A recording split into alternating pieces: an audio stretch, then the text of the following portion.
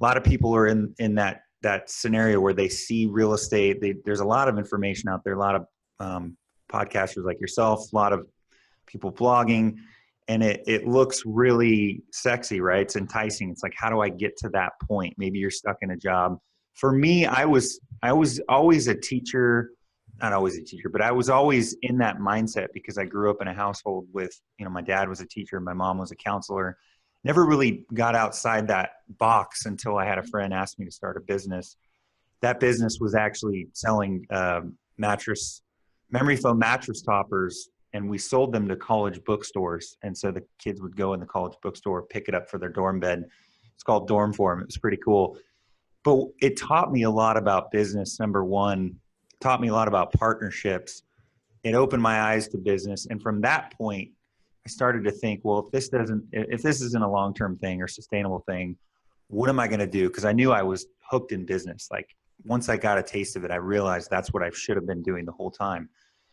And real estate was something I was drawn to for numerous reasons. But one of the key reasons was I read a book called The ABCs of Real Estate Investing, Ken McElroy.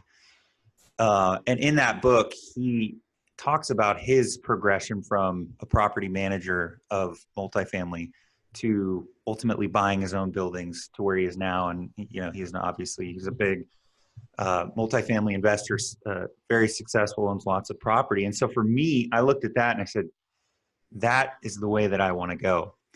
And once I made that decision, then it became a very clear, so I had a very clear goal.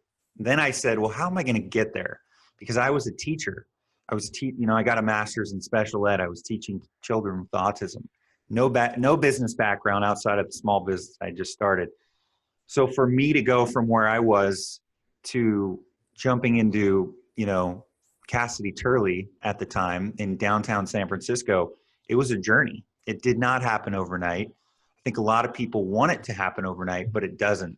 And I can actually go back and look at that timeline. It took me about 8 to 10 months from the moment I said, I'm going to go for this, to the point that I actually got hired. And there were a couple of things that I did, several, but a couple key things I think that people can do. And I actually wrote a blog article on this topic. Number one is identify the goal. Like, what do you want to do exactly? And the beauty about real estate is there's so many different things in real estate that you can do. And so what is that one thing that you want to do, number one? And I think you have to explore. You got to read a lot. You got to talk to a lot of people. For me, I did ride-alongs. So I called everybody I knew in commercial real estate, brokers, appraisers, property managers. And I just said, hey, can I go shadow you for a day? Let me buy you a cup of coffee. Let me just ride along with you and see what you do. And so for me, that was a really good way to identify what it is that I liked about commercial real estate. What did I think that my skill set would match well with? And then from there, the second thing I did was, and this is very similar, but put yourself out there. So I went to multiple broker open houses. I kind of identified, okay, I want to be a broker, but how do I do that, right? Because I don't have any brokerage background. And so I started going to broker open houses. I remember I went to Marcus and Millichap's open house in downtown San Francisco. I went to another boutique firm. I probably went to 4 or 5. And from there started to realize, okay, in order to become a broker, what do I need? Well, I need some savings, because I understand that this takes time to build up your book of business. And, ultimately those two things, when you start educating yourself on the different aspects or different things in real estate, understanding what it is that you're trying to achieve or your goal, and then putting yourself out there, those are 2 really big things. And for me, it took a long time, but ultimately it came down to like the last month.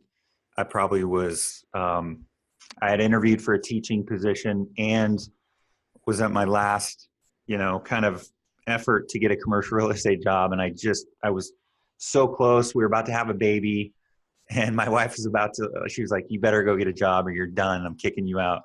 And I had a job offer from a teacher, and I said, you know what, I got to wait, because I need to hear back from these people. And I got lucky enough where a really good guy hired me, and the rest is history.